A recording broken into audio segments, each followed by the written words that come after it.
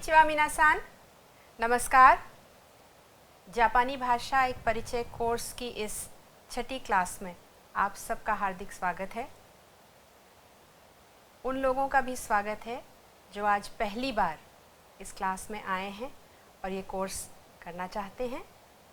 उनका हार्दिक अभिनंदन। आशा करते हैं कि जो आप यहाँ सीखेंगे उससे आपको जापानी भाषा बोलने में आसानी होगी और आपको आनंद आएगा। तो आइए क्लास शुरू करते हैं।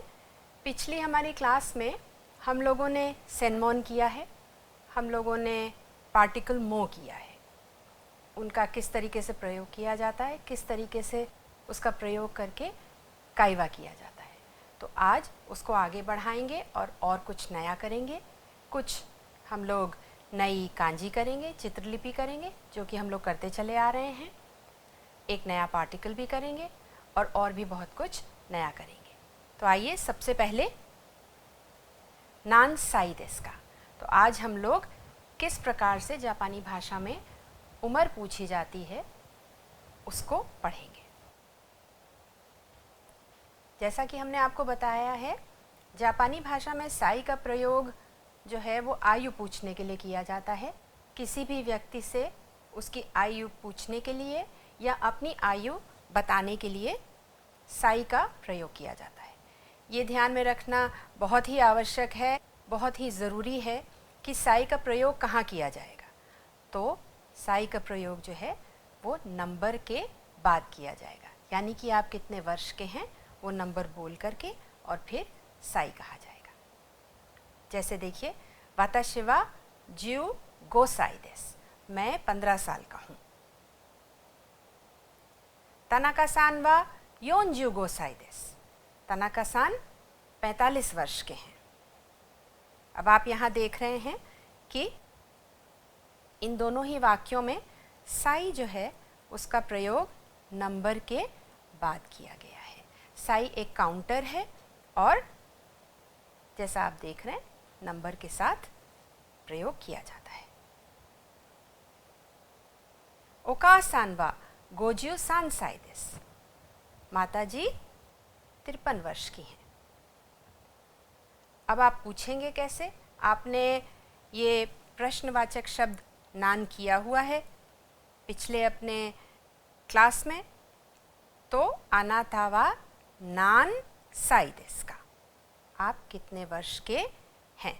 और छोटा सा एक ये काइवा भी है, वाताशी वा 25 साई देसु, मैं 25 वर्ष का हूँ। तो इस प्रकार आप पूछने के लिए और बताने के लिए दोनों ही समय साई का प्रयोग कर सकते हैं। इसका हम लोग अभ्यास भी कर लेते हैं कि कैसे 1 से 10 तक बोला जाएगा। इस साई, नी साई, सान साई, और आप हमारे साथ इसका अभ्यास भी कर सकते हैं। अब यहाँ देखिए, इची और साई है, ये जो कैरेक्टर है यहाँ पे, ये जो कांजी बनी हुई है ये साई की कांजी है। थोड़ी सी आपको लगेगी कि मुश्किल कांजी है, लेकिन जब इसको हम लोग ब्रेक करके लिखेंगे तब ये इतनी कठिन नहीं दिखेगी। 4 साई, 5 साई, 6 साई, 7 साई, 8 साई, 9 साई, 10 साई, 12 साई, 11 साई, 13 साई, 14 साई, और ये क्या है? ये है हाताची। ये एक स्पेशल रीडिंग है, इसको ध्यान में रखिए। 20 साल के लिए 20 साई नहीं कहते हैं, हाताची कहते हैं। इसका एक अलग प्रकार से कहने का तरीका है हाताची। और आप यहाँ पर भी देखेंगे कि ये इस साई, इची साई नहीं है, ये इस साई है। और यहाँ पर भी हस साई, हाची साई नहीं है, हस साई है। और उसी प्रकार से ज्यू साई नहीं है, जुस साई है। तो ये और ये और हताची जो है ये एक्सेप्शंस हैं, इनको याद रखना आवश्यक है। अब हम लोग थोड़ा सा अभ्यास कर सकते हैं जो आपने अभी सीखा है। होंदा सान नो ओकसान वा 37 साई देसु। अब देखिए आपने अभी तक इससे पहले वाले अपने क्लास में नो का प्रयोग भी सीखा है, तो यहाँ पर आप होंदा सान नो ओकसान करके भी इसका अभ्यास कर सकते हैं। वाताशी नो ओकासान भी कर सकते हैं, तोमोदाची नो ओतोसान कर सकते हैं। तो एक प्रकार का कनेक्शन बना करके आप साई का अभ्यास कर सकते हैं।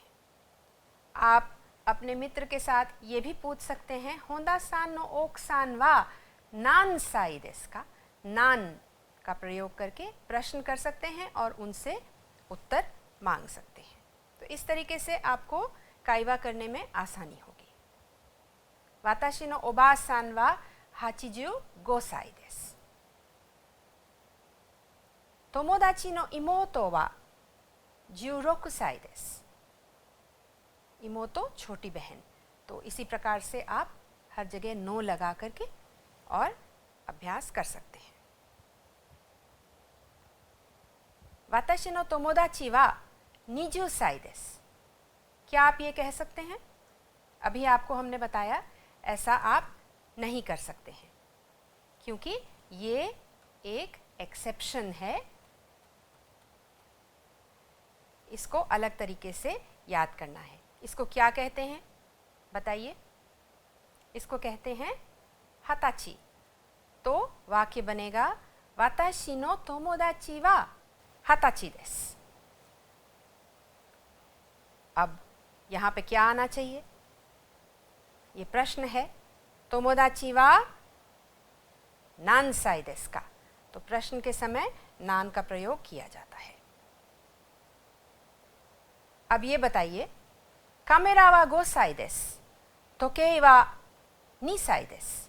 अभी आपको बताया है, क्या ये सही है? बिल्कुल नहीं, ये सही नहीं है। और क्यों नहीं सही है? ये सही इसलिए नहीं है क्योंकि साई जो है वो व्यक्ति की उम्र के लिए प्रयोग में आता है, और ये यहाँ पे कोई भी व्यक्ति नहीं है, ये वस्तु है। वस्तु की उम्र जानने के लिए या वस्तु कितनी पुरानी है ये जानने के लिए एक अलग प्रकार से पूछा जाता है। कामेरा वा 5 साई देसु का, ये गलत है। सही क्या है? कोदोमो वा 5 साई देसु। जो बच्चा है वो 5 साल का है। ये ज़रा ध्यान में रखना ज़रूरी है। अगर आपको किसी की उम्र पूछनी है तो आप साई का प्रयोग करते हैं। पोलाइट तरीके से, सम्मान के लिए, आदर के लिए, फॉर्मल सिचुएशन में अपने से बड़े से अगर आप उम्र जानना चाहते हैं तो आपको ओई कुत्सु का प्रयोग करना पड़ेगा। तो अब देखिए, तोमोदाची नो ओतोसान वा ओई कुत्सु देसु का।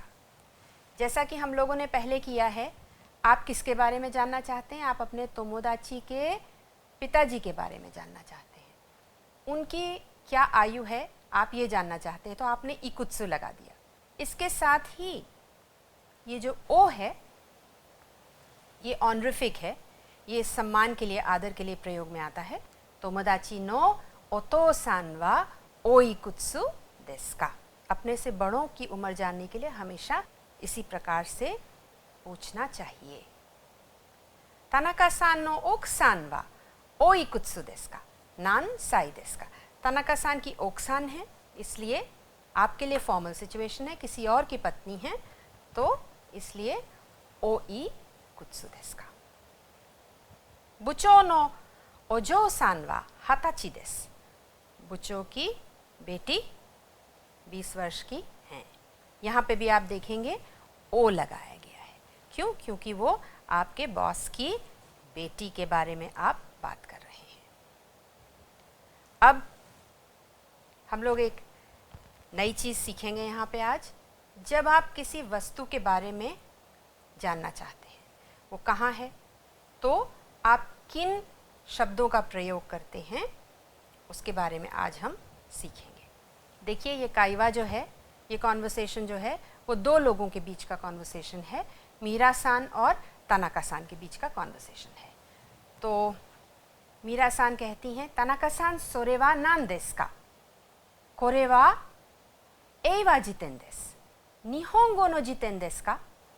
हाई, निहोंगो नो जितेन देसु। तानाका सान नो जिशो देसु का? इइए, वाताशी नो जिशो दे वा आरिमासेन। दारे नो देसु का? सेंसेई नो देसु। तो ये एक बहुत छोटा सा काइवा है। अब इसमें यहाँ पर इन्होंने, मीरा जी ने सीधे तानाका सान सोरे वा नान देसु का कह दिया। यहाँ पर वो सुमिमासेन भी कह सकती हैं। सुमिमासेन, तानाका सान सोरे वा नान देसु का? सोरे माने वो क्या है? तानाका सान कहते हैं कोरे वा एवा जितेन देसु। ये जापानी की डिक्शनरी है, शब्दकोश है। निहोंगो नो जितेन देसु का? ये जापानी की जितेन है क्या? तानाका सान कहते हैं हाँ, ये निहोंगो की डिक्शनरी है। अब मीरा सान पूछती हैं, ये क्या तानाका सान की है? तानाका सान नो जिशो देसु का? तानाका सान की जिशो है क्या? नहीं, मेरी जिशो नहीं है। तो मीरा जी कहती हैं दारे नो देसु का? किसकी है? सेंसेई नो देसु। अब यहाँ पर ये सुमिमासेन भी यहाँ लगाया जा सकता है। सुमिमासेन, तानाका सान सोरे वा नान देसु का? इन्होंने बहुत अच्छे से उसको निहोंगो नो जितेन देसु का, कॉन्वर्सेशन चलता है, उसके बाद वो कहते हैं इए वाताशी नो देवा आरिमासेन। यहाँ पर वो जिशो को मेंशन नहीं करते हैं। वाताशी नो जिशो देवा आरिमासेन, वो ऐसा नहीं कहते हैं। वो कहते हैं वाताशी नो मेरी नहीं है। तो आप ये देखेंगे कि नो के बाद इस तरीके से जब कॉन्वर्सेशन हो रहा है और जिस वस्तु के बारे में बात करी जा रही है, अगर वो क्लियर है, वो दोनों को, श्रोता को और वक्ता को दोनों को समझ में आ रही है, तो उसको बार बार मेंशन करने की आवश्यकता नहीं है। इसी प्रकार से उन्होंने कहा है दारे नो देसु का? किसकी? और यहाँ पर जिशो और जितेन नहीं लिखा गया है। दारे नो डिक्शनरी देसु का ऐसा लिखना चाहिए था यहाँ पे, लेकिन उन्होंने नहीं मेंशन किया क्योंकि ये बहुत क्लियर है। और यहाँ पर भी उसी प्रकार से सेंसेई नो देसु, सेंसेई की है, सेंसेई नो जिशो देसु, जिशो को यहाँ नहीं कहा गया है। तो आप इस प्रकार से भी काइवा कर सकते हैं और आसान बन जाता है। अब आपको बताते हैं असल में कि कोरे, सोरे, अरे और दोरे क्या हैं। देखिए, ये चारों जो शब्द हैं, ये हैं संकेतवाचक सर्वनाम। अब आप जानना चाहेंगे ये क्या है।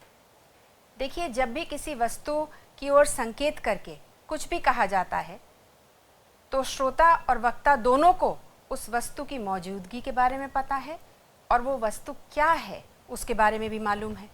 अगर हम कैमरे की तरफ हाथ उठा करके कहें वो क्या है, तो आप एकदम से समझ जाएंगे कि वो कैमरा है। हमें उस वस्तु का नाम लेने की आवश्यकता नहीं है। तो इसलिए ये जो संकेतवाचक सर्वनाम हैं, कोरे, सोरे, अरे और दोरे, इनमें वस्तु का नाम नहीं लिया जाता है। ये ज़्यादातर वस्तुओं के लिए प्रयोग में आते हैं। देखिए, कोरे, जो कोरे शब्द है वो वक्ता के पास है। कोई भी वस्तु जो स्पीकर के पास होती है उसको कोरे यानी ये कहा जाता है। वही वस्तु अगर श्रोता की ओर से देखा जाए तो वो श्रोता से दूर है, इसलिए वो सोरे हो जाती है। अगर वस्तु श्रोता और वक्ता, स्पीकर और लिसनर दोनों के पास से दूर है तो उसको आरे कहा जाता है।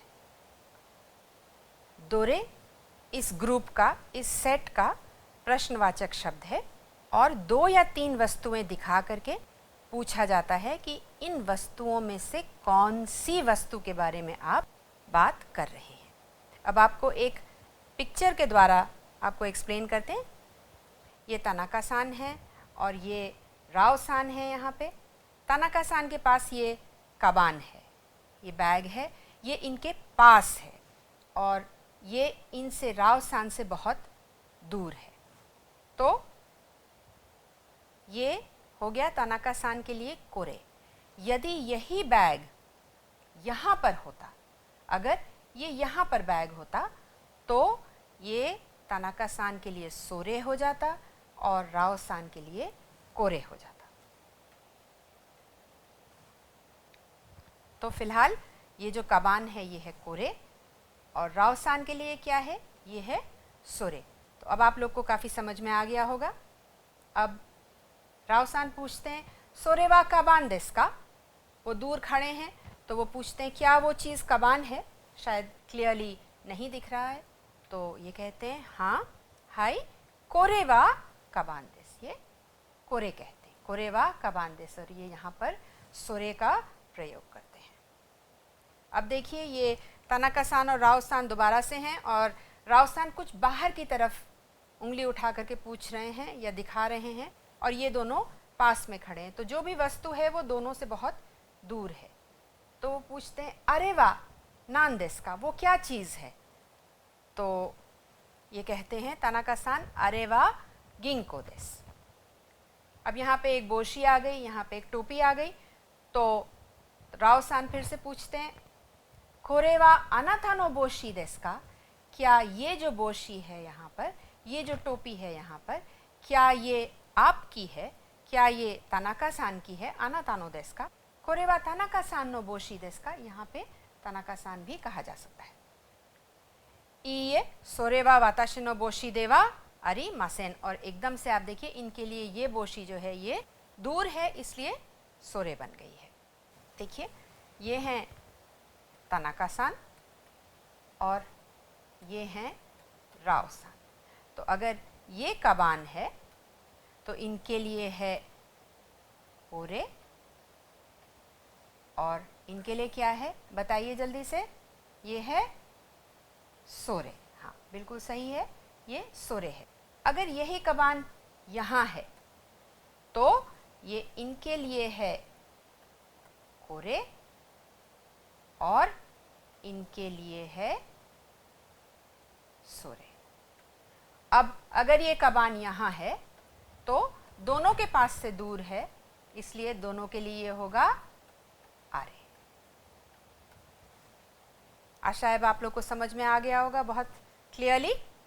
हम लोग एक छोटा सा यहाँ पर अभ्यास करते हैं क्लास में। देखिए ये एक शॉप है और तानाका सान क्या पूछ रहे हैं, सुमिमासेन सोरे वा नान देस का। ये दोनों पास में हैं लेकिन ये जो वस्तु यहाँ पे है ये इनसे थोड़ा दूर है लेकिन इनके फिर भी पास है। तो तानाका सान कहते हैं सोरे वा नान देस का, इनसे पास में है इसलिए वो कहते हैं कोरे वा साकाना देस। आपको तस्वीर से बिल्कुल समझ में आ रहा है कि क्या है। अब देखिए दोनों से दूर है ये कबान तो अरे वा नान देस का, और हमेशा सुमिमासेन के साथ शुरू होता है, ये पोलाइट माना जाता है। दोनों का जवाब होगा अरे वा कबान देस। और ये देखिए एक शॉप है तो ये ओक्याक सान है, ये कस्टमर है, इनके पास है, ये दिखा करके पूछ रही हैं कि ये क्या चीज़ है। और पीछे से जो वो देख रहा है अंदर से वो उससे थोड़ा सा दूर है तो वो क्या कहता है। देखिए पहले जो कस्टमर है वो कहती हैं कोरेवा नान देस का और वो अंदर से कहते हैं सोरेवा रेमोन रोरो देस। तो इस प्रकार से कोरे और सोरे का आप प्रयोग कर सकते हैं। एक और अभ्यास देखिए, ये क्या चीज़ है आपको तस्वीर से पता चल रहा है, देंशा। सुमिमासेन आप कुछ भी प्रयोग कर सकते हैं यहाँ पे सुमिमासेन करके, और प्रश्नवाचक जो शब्द है नान उसका यहाँ पे प्रयोग करके पूछा जा सकता है नान देस का। तो अपने दोस्त के साथ इसका अभ्यास करिए और जवाब में सोरे वा देंशा देस या कोरे वा देंशा देस। ये क्या चीज़ है देखिए, क्यूक्यूशा एम्बुलेंस। तो सोरेवा नान देस का या कोरेवा नान देस का या अरेवा नान देस का, अरेवा क्यूक्यूशा देस। और ये क्या है, ये बुलेट ट्रेन है, शिंकानसेन है। तो फिर से इसी सवाल के साथ आप अपने दोस्त से कायवा कर सकते हैं और इस प्रकार से आपकी वोकैबुलरी जो है वो धीरे धीरे इम्प्रूव होगी और आपको हिम्मत आएगी जापानी में बात करने में। अब देखिए ये क्या है, ये हाइजारा है, एस्ट्रे है। तो मीरा पूछती है सोरेवा नान देस का, एस्ट्रे तानाका सान के पास है तो वो कहते हैं कोरेवा हाइजारा देस। और इस प्रकार आप स्कुए, तेरेबी, रिंगो और कुत्सु के साथ अपने दोस्त के साथ अभ्यास करके शब्द याद कर सकते हैं, काइवा याद कर सकते हैं, आपको कॉन्फिडेंस आएगा। अब आपने पहले किया है ए देस का, बी देस का किया है, हमारे ख्याल में आपको याद होगा। तो वही चीज़ है सोरेवा जाशी देस का, मांगा देस का। कोई भी चीज़ आप दिखा करके एक जैसी जो मिलती जुलती चीज़ें हों उनको दिखा करके पूछ सकते हैं ये है या ये वस्तु ये चीज़ है। तो सोरेवा जाशी देस का, मांगा देस का, या उसकी तरफ पॉइंट करके भी पूछ सकते हैं। तो जो भी जवाब हो, कोरेवा जाशी देवा अरिमासेन, मांगा देस। मांगा जापानी कॉमिक को कहते हैं।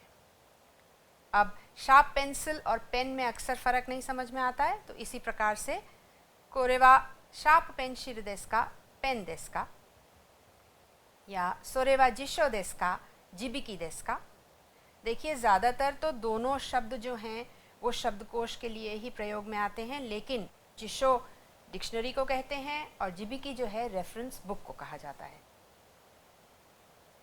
क्योकाशो, शोसेत्सु, शोसेत्सु नॉवल है, उपन्यास, और क्योकाशो जो है टेक्स्ट बुक है। तो देखने में दोनों एक जैसी लगती हैं। सोरेवा क्योकाशो देस का, शोसेत्सु देस का। सोरेवा बुतानिकु देस का, तोरीनिकु देस का। ये पोर्क है, बुतानिकु पोर्क कहलाता है और तोरीनिकु चिकन कहलाता है। तो आप पूछ सकते हैं ये पोर्क है या ये चिकन है, ये बुतानिकु है या ये तोरीनिकु है। सातो देस का, शियो देस का। सातो शक्कर और शियो नमक, दोनों एक जैसे लगते हैं, इसलिए ये भी पूछा जा सकता है और इसका अभ्यास आप कर सकते हैं। अब हम लोग कांजी करेंगे। आज बहुत इंटरेस्टिंग कांजी है। ये देखिए, आज मून की कांजी, चांद की कांजी है। ये कैसे है? चांद जो है घटता बढ़ता रहता है, ये हम लोग को मालूम है। इसलिए इसको क्योंकि हमें स्ट्रेट लाइन में दिखाना है, इस चीज़ को हमको स्ट्रेट लाइन में दिखाना है, वर्टिकल और हॉरिजॉन्टल लाइन में दिखाना है, खड़ी और पट लकीरों में दिखाना है। तो इसलिए 1 2, ये देखा आपने, ये ऊपर जब जाएगा तभी ठीक रहेगा। 3 और 4। तो त्सुकी, त्सुकी माने चांद। घटता बढ़ता रहता है तो खुला है ये, यहाँ पे ये जो है ये खुला छोड़ दिया गया है। स्की। अब फायर आप देख ही रहे हैं, इस तरीके से आग के लिए हम लोग लकड़ी लगाते हैं और आग इस तरीके से होती है। जब आप इसको बनाएंगे तो आप देखिए, अगर इसका आप ये लेंगे तो 1 2 3 और 4। तो देखिए 1 2 3 और 4 ऐसे बनाया जाता है इसे। ये देखिए यहाँ पे बना हुआ है 1 2 4। ये जापानी में ही यानी आग, आग की लपटों के ही समान है।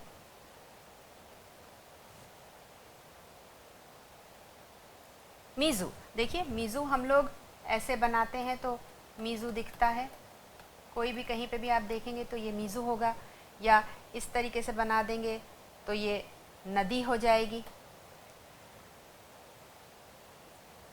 अगर हम इस तरीके से बनाते हैं तो लहरें होती। तो ये लहरें जो हैं अगर हम वर्टिकल कर देंगे तो इस तरीके से आएंगी। अब इनको अगर हम इस प्रकार से लिखते हैं तो ये रिवर बन जाता है, यानी कि कावा।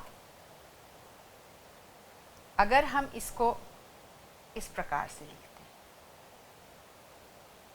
तो ये मीज़ू बन जाता है। अब देखिए आप तस्वीर में कैसा है, देखिए यहाँ पर है, आप देख सकते हैं ये तो कावा बन गया जो आपने पहले किया है। और इसको अगर हमने थोड़ा सा मोड़ दिया तो ये मीज़ू बन जाता है। ये 4 स्ट्रोक का कैरेक्टर है, 1 2 3 और 4। ये की है,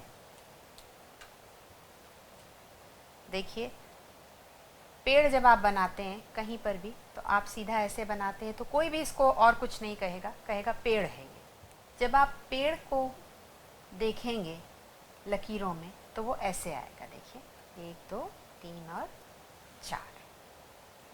अब अगर आप इस पे ऐसे बना देंगे तो आपको आराम से दिखेगा कि ये पेड़ है। तो पेड़ की कांजी ऐसे बनती है 1 2 3 और 4। अब देखिए पेड़ कैसे बना है, ये देखिए बिल्कुल इसी तरीके से पेड़ बनाया गया है, 1 2 3 और 4। इसको कहते हैं की जापानी में। इसकी और भी रीडिंग्स हैं, जो ये कांजी आज हम कर रहे हैं इन सब की और रीडिंग्स भी हैं और तरीके से भी इनको पढ़ा जाता है, लेकिन आज हम लोग केवल ये वाली रीडिंग करेंगे। अब ये ही है, ये सूरज से आता है। देखिए सूरज का मुख्य कार्य है कि वो 2 भाग में बट करके दिन और रात दिखाता है। तो इस दिन और रात को हम लोग लकीरों में कैसे दिखाएंगे, 1 2 3 और 4। 1 और ये वाला जो लाइन है वो 2 है, 3 और 4। अब देखिए आप तस्वीर में, तो ये भी ही है, इसकी रीडिंग भी ही है। देखिए सूरज को मुख्य उसका जो कार्य है, जो वर्क है, वो है दिन और रात, तो उसको इस तरीके से डिपिक्ट किया जाता है। होन, तो होन कैसे बनता है, की को काट करके ही, पेड़ को काट करके ही होन बनता है। तो पेड़ को हम काट देते हैं और फिर हमको किताब मिल जाती है। तो पेड़ की कांजी बना करके और उसको काट देते हैं। आपने निहोन में भी ये कांजी करी है, देखिए नी और होन, इसका मतलब अलग है लेकिन फिलहाल कांजी मिलती हुई है। निहोन माने जापान, वो जगह जहाँ सूरज उगता है, जहाँ से सूरज उगता है। ये देखिए नान आज आपने किया है, नान को ऐसे कैसे हम लोग दिखा सकते हैं, बहुत ही सिंपल है। पुराने ज़माने में कोई भी अगर हम सामान लेकर के चलते थे तो एक डंडे में लगा करके उसको और रख दिया जाता था पोटली, और वो कंधे पे रख ली जाती थी। तो इसी प्रकार से वो आदमी जो है कंधे पर एक पोटली लेकर के चल रहा है और हर व्यक्ति ये जानना चाहता है कि इस पोटली में क्या है, इसमें क्या है, ये क्या चीज़ है। तो उससे आया नान।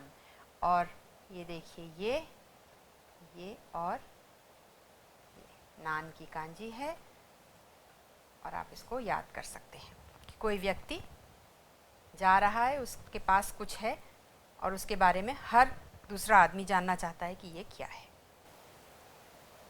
अब कुछ शब्द हैं, निहोन जो कि अभी हमने आपको बताया, कुछ कांजी से शब्द हैं, जो कांजी आपने आज करी है उससे कुछ शब्द हैं। निहोंगो जापानी भाषा, सांब्याकु निहोंजिन, इरिगुची, 58 250। कुछ और नए शब्द हैं, सातो। आप हमारे बाद भी इसको बोलने का अभ्यास कर सकते हैं, सातो, शियो, हाइजारा, मिजु,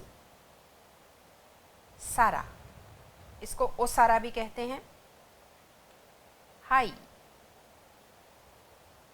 मोतो। मोतो जो है उसकी कांजी ये है होन की, और इसकी दूसरी रीडिंग जो है वो है मोतो। ओजो-सान,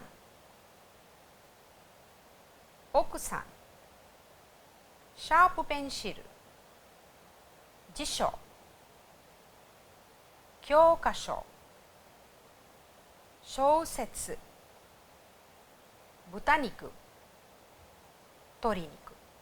और यहाँ पे सबके अर्थ दिए हुए हैं, आप इसको बोल करके, इसका अभ्यास करके याद कर सकते हैं। अभी तक हम लोगों ने अपने पिछले लेसन में हिरागाना और काताकाना करी है। आज कुछ और काताकाना है। माँ, इसमें आप देख सकते हैं किस प्रकार से स्ट्रोक ऑर्डर है, उसको वैसे ही याद करिएगा। मी, मू, मैं और मो। 1, 2 और 3 है, इसमें 1 और 2 है। हा, ही, हु, हे, हो में जो है देखिए 1, 2, 3 और 4। इसका स्ट्रोक ऑर्डर याद करना बहुत ज़रूरी है। या, और ये पॉइंटेड है, देख लीजिएगा, या, यू और यो। उल्टा ई है, आप देख सकते हैं। रा, री, रू, रे और रो। रो कुची के जैसा भी है, आपने ये कैरेक्टर किया है कुची का, तो उससे भी याद किया जा सकता है। गा, गी, गू, गे, गो। गी देखिए हिरागाना में बहुत सिमिलर है, गी ऐसे लिखा जाता है। जा, जी, जू, जे, जो।